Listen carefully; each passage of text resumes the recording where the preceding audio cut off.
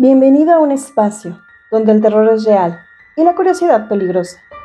Cada semana desde este rincón te narraré crímenes que estremecieron al mundo, misterios que la ciencia no ha podido explicar y relatos tan escalofriantes que te harán dudar de lo que ves. Entre susurros y sombras se esconden historias que merecen ser contadas. Cada narración es una puerta abierta al miedo, cada caso un reflejo de la atrocidad humana. Si te atreves a escuchar, quédate, pero recuerda, la oscuridad siempre deja huella. Durante la segunda mitad del siglo XX, Estados Unidos vivió algunos de los casos criminales más conocidos de su historia.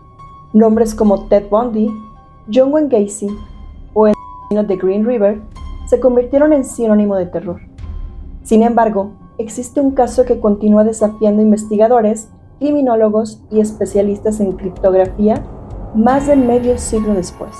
No porque haya sido el asesino serial con más víctimas, ni porque cometía los crímenes más violentos, sino porque nunca fue identificado. Su verdadero nombre sigue siendo un misterio, y oficialmente el caso permanece abierto. Esta es la historia del hombre que decidió llamarse a sí mismo el asesino del Zodiaco.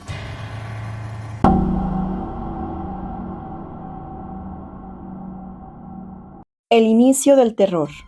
Todo comenzó la noche del 20 de diciembre de 1968.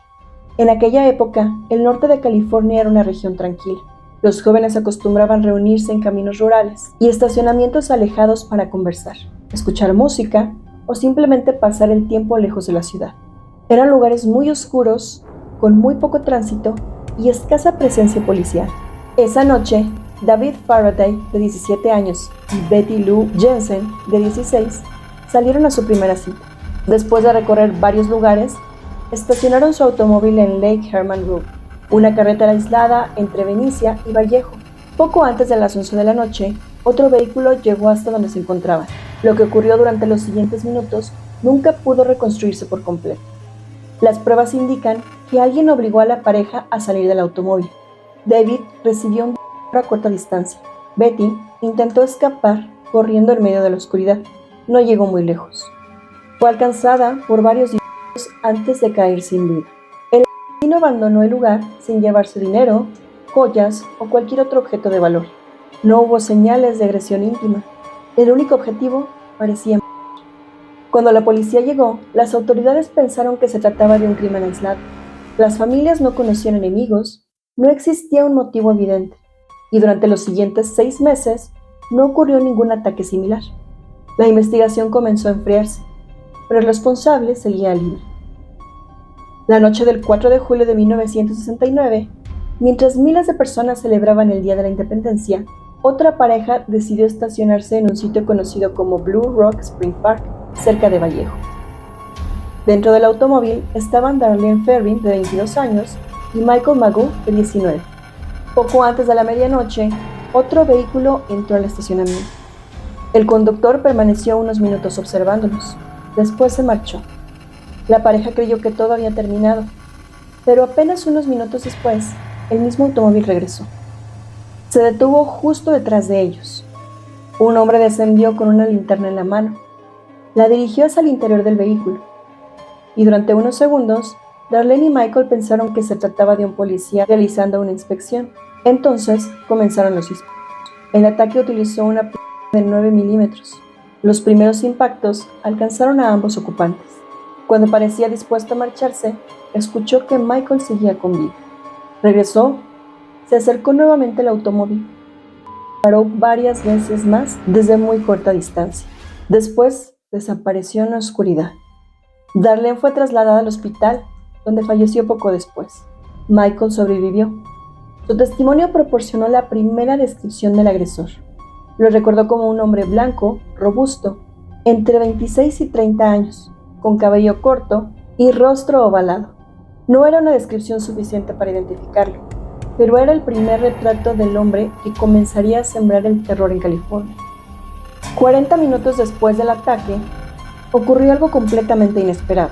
El Departamento de Policía de Vallejo recibió una llamada desde un teléfono público. La voz de un hombre habló con absoluta tranquilidad. Informó la ubicación del automóvil atacado, confirmó que había utilizado una pistola de 9 milímetros y antes de colgar pronunció una frase que cambiaría el rumbo de toda la investigación. Dijo que también era responsable del doble asesinato ocurrido meses antes en Lake Herman Road. Y con esa breve llamada, dos casos que parecían independientes quedaron unidos. Los investigadores comenzaron a comparar la evidencia. Las víctimas eran parejas jóvenes. Los ataques ocurrían de noche. Los lugares eran aislados. No existía robo, no había agresión íntima. Y el asesino desaparecía rápidamente sin dejar testigos. Por primera vez surgió la posibilidad de que estuvieran buscando a un asesino serial. Pero nadie imaginaba que el responsable no solo quería matar, también quería convertirse en una figura pública. Nace una leyenda criminal. El 31 de julio de 1969, 3 periódicos del norte de California recibieron sobres prácticamente idénticos. Cada uno contenía una carta escrita a mano y una tercera parte con un extraño criptograma formado por 408 símbolos. El remitente aseguraba ser el autor de los asesinatos. Como prueba, incluía detalles que nunca habían sido revelados al público. Después, lanzaba una amenaza. Exigía que los periódicos publicaran el criptograma completo en sus portadas. De lo contrario, prometía salir durante el fin de semana para asesinar a más personas de manera aleatoria. Las autoridades se enfrentaban a un dilema. Si publicaban el mensaje, le darían exactamente la atención que buscaban. Pero si ignoraban la amenaza y ocurría otro asesinato, la responsabilidad recaería sobre ellos. Finalmente, los periódicos decidieron publicar el criptograma. Miles de personas intentaron resolverlo. Participaron policías, militares, matemáticos y aficionados a los acertijos. Nadie conseguía descifrarlo. Hasta que una pareja de profesores, Donald y Betty Harden, encontró la solución. El mensaje resultó ser aún más perturbador de lo esperado. El autor afirmaba disfrutar matando personas porque, según él, era más emocionante que cazar animales salvajes. También aseguraba que las víctimas se convertirían en sus sirvientes después del... Pero había un detalle inesperado. Aunque prometía revelar su identidad, el criptograma nunca decía quién era realmente. Todo indica que aquella promesa solo había sido una estrategia para obligar a la prensa a publicar el mensaje. Días después, llegó una nueva carta. Comenzaba con una frase que pasaría a la historia. Estimado editor, habla el Zodiaco. Desde ese momento, el asesino dejó de ser un desconocido. Había creado un personaje, un nombre, un símbolo y una identidad que ocuparía las portadas de todo Estados Unidos. Cada nueva carta provocaba titulares nacionales. Cada amenaza generaba pánico. Y mientras policías y periodistas analizaban cuidadosamente cada palabra, el Zodiaco ya estaba preparando su siguiente movimiento. Un cambio inesperado. Pero esta vez cambiaría completamente su forma de actuar. Abandonaría las armas de fuego, utilizaría un cuchillo y aparecería frente a sus víctimas con un extraño atuendo negro que convertiría el ataque de Lake Berryessa en uno de los episodios más inquietantes del caso. Eso ocurrió apenas 2 meses después. El 27 de septiembre de 1969, el Zodiaco volvió a atacar. A diferencia de las ocasiones anteriores, esta vez eligió un escenario completamente distinto. Era una tarde tranquila en Lake Berryessa, un lago ubicado en el condado de Napa, y frecuentado por familias, pescadores y parejas que buscaban pasar el día al aire libre. Entre ellas estaban Barry Harnell, de 20 años, y Cecilia Shepard, de 22. Ambos disfrutaban de un picnic junto a la orilla cuando notaron que un hombre caminaba lentamente hacia ellos. Al principio no le dieron importancia. Sin embargo, conforme se acercaba, comenzaron a distinguir algo extraño. Vestía completamente de negro, llevaba guantes y cubría su cabeza con una capucha que ocultaba totalmente su rostro. En el pecho destacaba un símbolo ya conocido por los investigadores, un círculo atravesado por una cruz, el mismo que había aparecido en las cartas enviadas a los periódicos. El desconocido se aproximó con una pistola en la mano, pero en lugar de disparar, comenzó a hablar. Dijo que había escapado de una prisión en Montana. Aseguró haber matado a un guardia y necesitaba dinero y un automóvil para huir hacia México. Con voz tranquila, pidió que cooperaran y prometió que no les haría daño. Hoy se sabe que esa historia era falsa. No existía ninguna fuga de prisión que coincidiera con su relato. Todo parece indicar que solo buscaba tranquilizar a la pareja para evitar que intentaran escapar. El hombre entregó varias cuerdas y ordenó a Cecilia que atara las manos de Brian. Después revisó los nudos personalmente y terminó de inmovilizar a ambos. Durante varios minutos mantuvo la calma. Nada parecía pensar que estaba a punto de matarlos. De pronto sacó un de gran tamaño.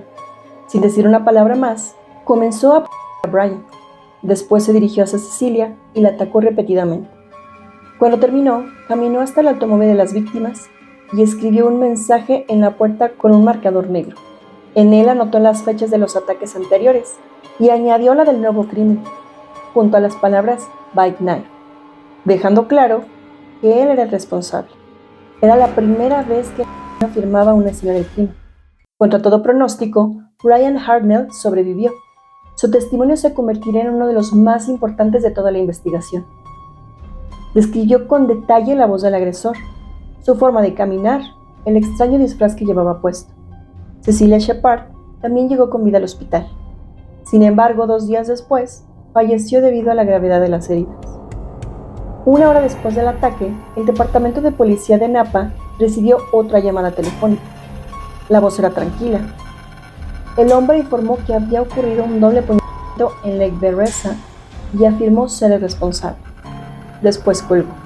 Era el mismo patrón. El Zodiaco no solo quería matar, necesitaba que todos supieran que había sido él. Mientras los investigadores intentaban reconstruir lo ocurrido en Lake Berryessa, el Zodiaco ya preparaba un nuevo ataque. Y esta vez cambiaría nuevamente la estrategia. Un cambio de escenario.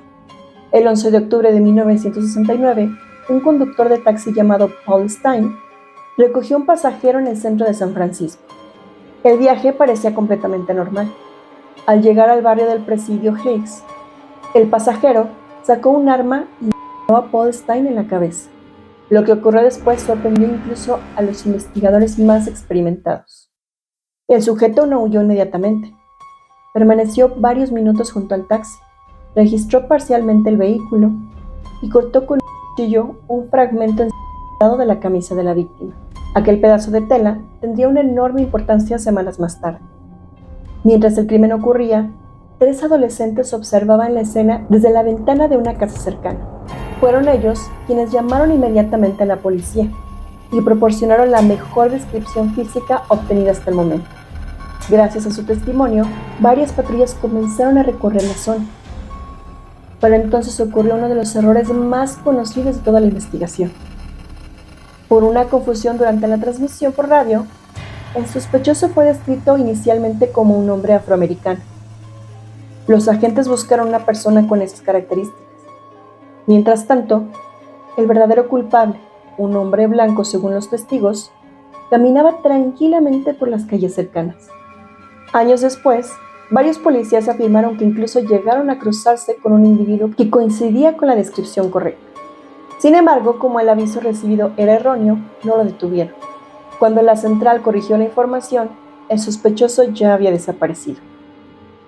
Muchos investigadores consideran que aquel fue el momento en el que el Zodiaco estuvo más cerca de ser capturado. 2 días después del asesinato, el periódico San Francisco Chronicle recibió una nueva carta. Dentro del sobre había una prueba imposible de falsificar: un fragmento de la camisa de Paul Stein. Con ello, el criminal demostraba que era el verdadero autor del crimen. Con ello, el remitente demostraba que era el verdadero autor del crimen. En esa misma carta, aseguró que la policía lo había visto y lo había dejado escapar. También lanzó una nueva amenaza. Afirmó que su siguiente objetivo sería un autobús escolar. Según describió, dispararía contra las llantas y atacaría a los niños cuando descendieran del vehículo. Las autoridades tomaron la advertencia con absoluta seriedad. La vigilancia alrededor de escuelas y rutas escolares aumentó considerablemente. Muchos padres comenzaron a acompañar personalmente a sus hijos. Sin embargo, ese ataque nunca llegó a producirse. A partir de ese momento, las cartas comenzaron a llegar con mayor frecuencia. Cada nuevo mensaje ocupaba titulares nacionales. Cada criptograma era estudiado por expertos y cada amenaza aumentaba el miedo entre la población. El comienzo del mito. En noviembre de 1969, el Zodíaco envió un nuevo criptograma. Esta vez tenía 340 caracteres. Era mucho más complejo que el primero. Durante décadas nadie logró resolverlo. Participaron criptógrafos militares, matemáticos y miles de aficionados de todo el mundo, pero fracasaron. El misterio permaneció intacto durante más de 50 años.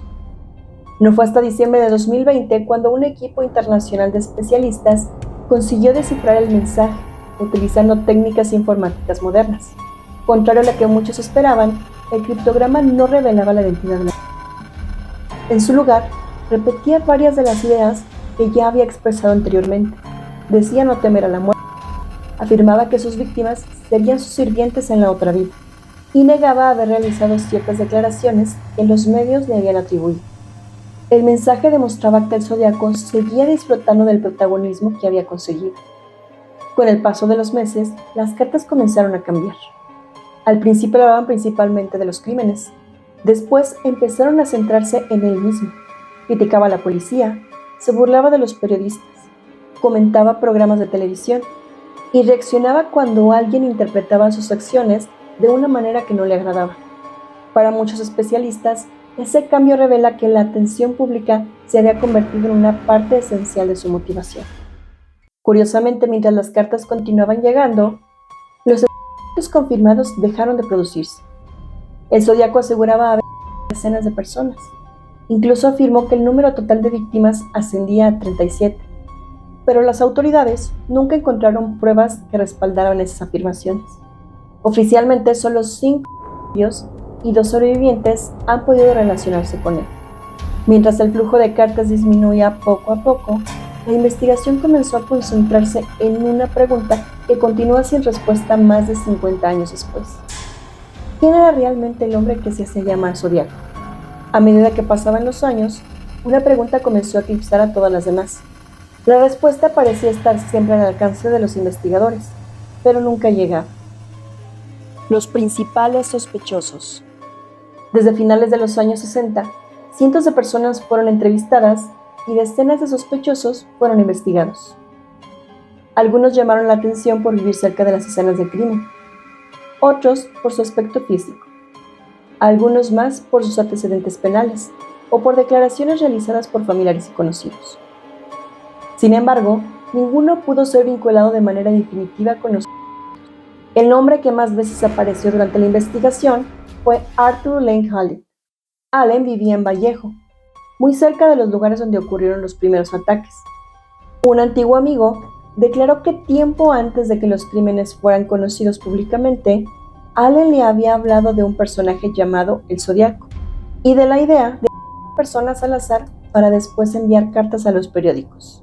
Además, durante los registros realizados en su domicilio, la policía encontró armas, cuchillos y otros objetos que despertaron sospechas.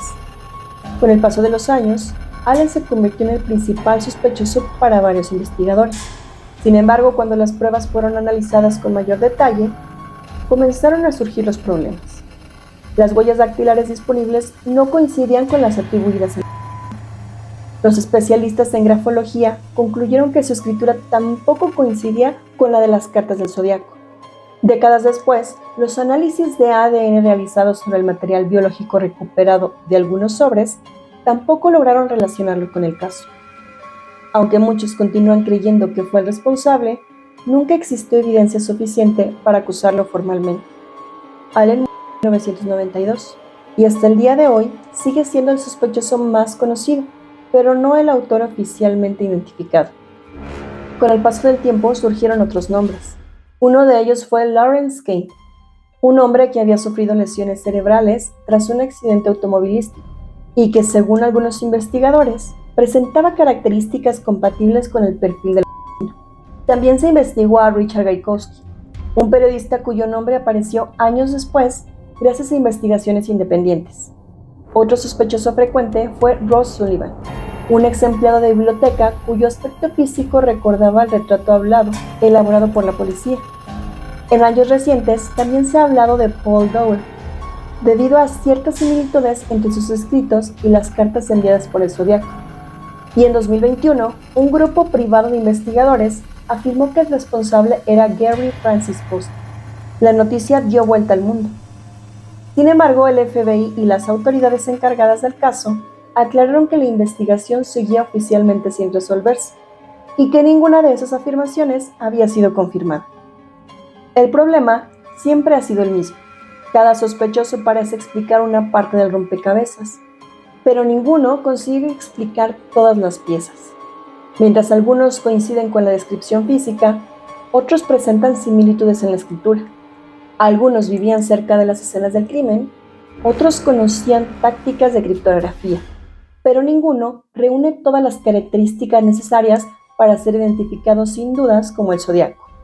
Con el paso de las décadas, la ciencia comenzó a ofrecer nuevas herramientas. Las técnicas modernas de ADN permitieron revisar evidencia que había permanecido almacenada durante años. Los investigadores intentaron obtener perfiles genéticos a partir de los sellos y sobres utilizados en las cartas, pero apareció un nuevo obstáculo.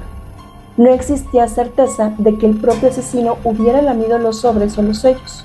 Era posible que otra persona los hubiera manipulado. También existía la posibilidad de contaminación, ya que muchas pruebas fueron recolectadas antes de que existieran los protocolos modernos de preservación de evidencia. Por ese motivo, los resultados obtenidos hasta ahora no han permitido identificar al responsable. Otro desafío ha sido la cantidad de tiempo transcurrido. Más de medio siglo después de los asesinatos, muchos testigos han fallecido. Algunos investigadores originales también fallecieron, y parte de la evidencia física se deterioró con el paso de los años. Aún así, distintas agencias policiales han confirmado en varias ocasiones que el caso permanece abierto y que continúan evaluando nuevas técnicas forenses cuando la evidencia lo permite. El impacto cultural. Más allá de la investigación policial, el caso del Zodiaco tuvo un enorme impacto en la cultura popular. Inspiró libros, documentales, series de televisión y películas. La más conocida es Zodiac, estrenada en 2007 y dirigida por David Fincher, basada en las investigaciones del caricaturista y escritor Robert Graysmith. La película contribuyó a despertar un nuevo interés por el caso entre las generaciones más jóvenes. Sin embargo, algunos especialistas han señalado que varias de sus conclusiones reflejan la interpretación de Graysmith y no necesariamente el consenso de todos los investigadores. Por eso, es importante distinguir siempre entre los hechos comprobados y las teorías presentadas en los libros y producciones audiovisuales. ¿Qué sabemos hasta ahora? Actualmente, las autoridades solo reconocen oficialmente 5 confirmados y 2 sobrevivientes. Las víctimas fueron David Farbatay, Betty Lou Jensen, Darlene Ferrin, Cecilia Shepard y Paul Stine. Los sobrevivientes fueron Michael Magoo y Brian Hartnell, cuyos testimonios resultaron fundamentales para reconstruir los ataques. El propio Zodiaco aseguró haber matado a 37 personas. Sin embargo, nunca presentó pruebas que permitieran confirmar esas afirmaciones. Después de 1974, las cartas atribuidas al criminal comenzaron a desaparecer. Algunas comunicaciones posteriores fueron consideradas posibles falsificaciones. Otras continúan siendo objeto de debate. Lo cierto es que con el paso del tiempo, el hombre que había mantenido en vilo a toda California dejó de escribir. Simplemente desapareció. Hasta hoy, nadie sabe con certeza qué ocurrió con él. Es posible que falleciera, que cambiara de identidad, que fuera encarcelado por otros delitos, o que simplemente decidiera dejar. Ninguna de esas hipótesis ha podido demostrarse. Más de 50 años después, el caso del Zodiaco continúa siendo uno de los mayores misterios criminales de la historia. No porque falten sospechosos, sino porque ninguna teoría ha conseguido superar el peso de la evidencia. Quizá algún día una nueva técnica forense permita obtener un perfil genético concluyente. Tal vez aparezca un documento olvidado en algún archivo, o quizá alguien conserve una prueba que nunca llegó a manos de la policía. Pero hasta que eso ocurra, el expediente permanecerá abierto, y la identidad del hombre que desafió a periodistas, policías y criptógrafos seguirá siendo uno de los enigmas más fascinantes del siglo XX, porque a diferencia de muchos otros seriales, el Zodiaco consiguió exactamente lo que buscaba: convertirse en una leyenda. Y al menos por ahora, llevarse su verdadero nombre hasta la tumba. Si te atreviste a llegar hasta el final, ya formas parte de la oscuridad. Antes de irte, compárteme tu opinión en la caja de comentarios. Dale like y comparte. Ayudarías mucho a hacer crecer esta oscura comunidad. Si esta historia te estremeció, activa la campanita de notificaciones y sígueme en todas mis redes sociales para que no te pierdas de más relatos escalofriantes. Suscríbete para que el terror te encuentre incluso cuando apagues la luz.